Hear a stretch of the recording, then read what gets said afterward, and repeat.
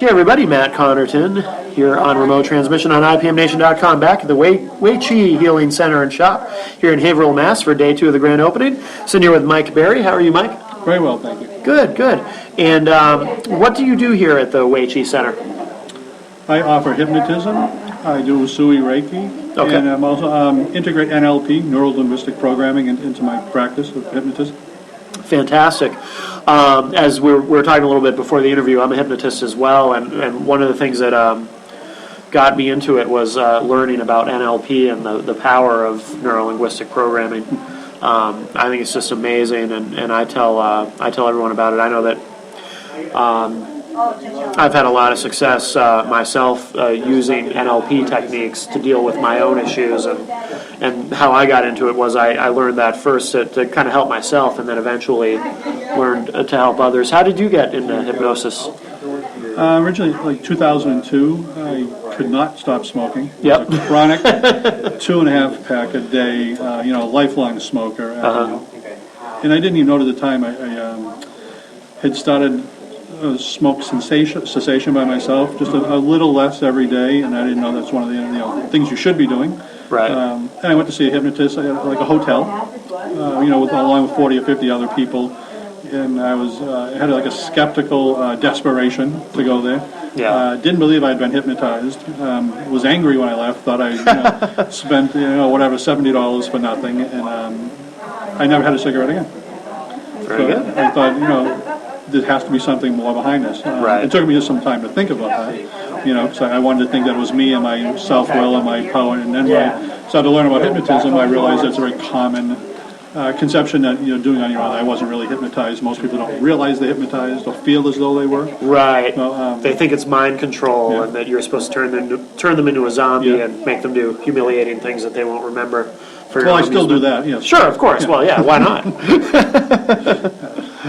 Part of the fun, but so that got me interested in it, and over the years I was always open to it, and then a couple of years ago I started really doing it in earnest and became certified, and I'm running with it since. Yeah, absolutely.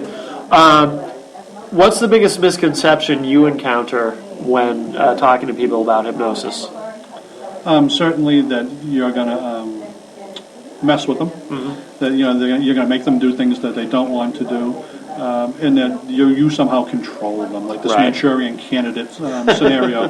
You're probably not going to assassinate anybody. Right. There's a real stigma attached. I don't know if stigma is the right word, but there's certainly some wild misconceptions. When I talk to people about it, I find people will often say to me, "Oh, well, I can't be hypnotized. You can't hypnotize me. I'm too strong-willed." And I have to explain to them that, no, being strong-willed is a good thing, because you have to want to do this. I can't force you to do it. So, what do you, as far as what people come to you for help with hypnosis, what's the number one thing that you see clients for, the number one issue? Oh, I would say weight management. Really? Yeah.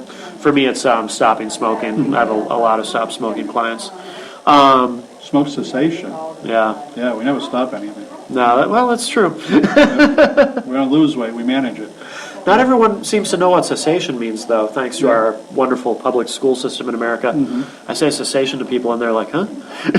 I know, I have a heady clientele. That's good. Yeah. That's a good thing. It's a hotbed of learning in Massachusetts. Yeah. Is smoking cessation up there, though, as far as... certainly, Yeah, as far as what you see clients for? We'd certainly be number 2. Yeah.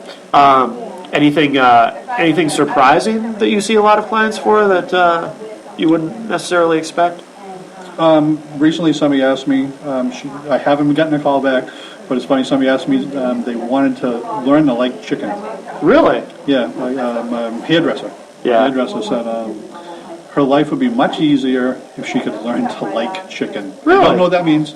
Yeah. I said that wouldn't be a problem. Right. I'll go on a limb here and I think I can handle that one. So. Yeah. Now, you mentioned you also do Reiki, and how did you get started in that? That was sort of a downsizing, career change, midlife crisis, and I said, looking for something to do. Right.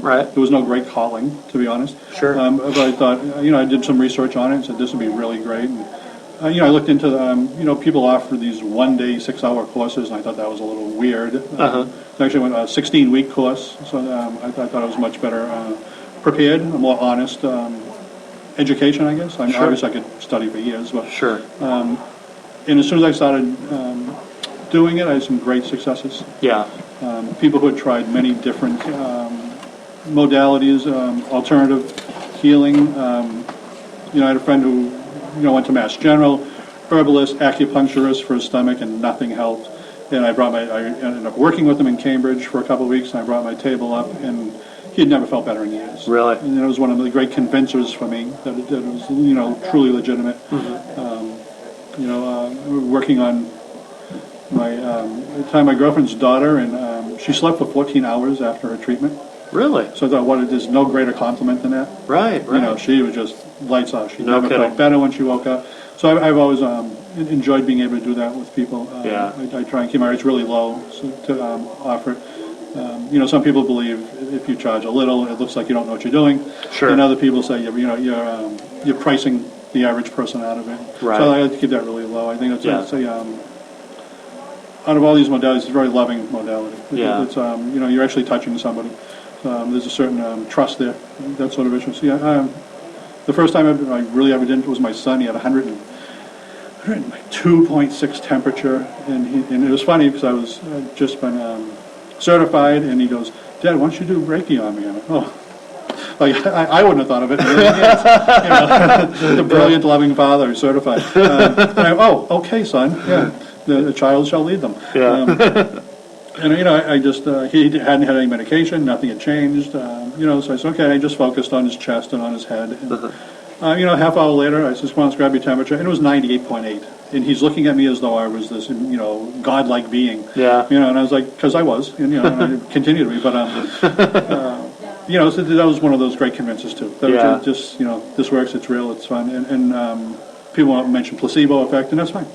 Yeah. Because, placebo works great. Everybody should have them. Absolutely. You mentioned something else too. I think you do the Reiki and you do hypnosis. And was there another thing that you mentioned? I just try to incorporate NLP into Right. I'm sorry. practice. Yeah. Can you briefly explain for our listeners who may not know what NLP is? They heard me extolling the virtues of it earlier, but what is NLP for those who might not know? To me, it's about giving people choices. Mm-hmm. That's all. We talk about reframing, looking at a situation and looking at it through a different lens, someone else's lens, and you having the ability to see the world as somebody else sees it too. It's a model, modeling behavior. It's a form of communicating better, learning excellence in communication. But to me, mostly it's about giving people alternatives. Sure. There's the new big book of NLP. There's something like 440 techniques now. There's more and more techniques all the time. Yeah. Different offshoots. Used to be one, and now there's like 6. Yeah. All these schools and doing it, but at the heart of it is really just to help people and give them alternatives, give them other choices, and to see that their way isn't always the way. Like we say, the map is not the territory. Right. What you see isn't maybe the truth. So. Well said. And for someone who wants to get in touch with you or to talk to you or schedule a session here at the center, how would they reach you? You can go through the center. My website is my email rather is mjpblast@comcast.net. I'm available here. You can call through the center Tuesday evening, Thursday evenings, and all day Saturday. And we'll mention that number again quickly is 978-702-4929 here at the center.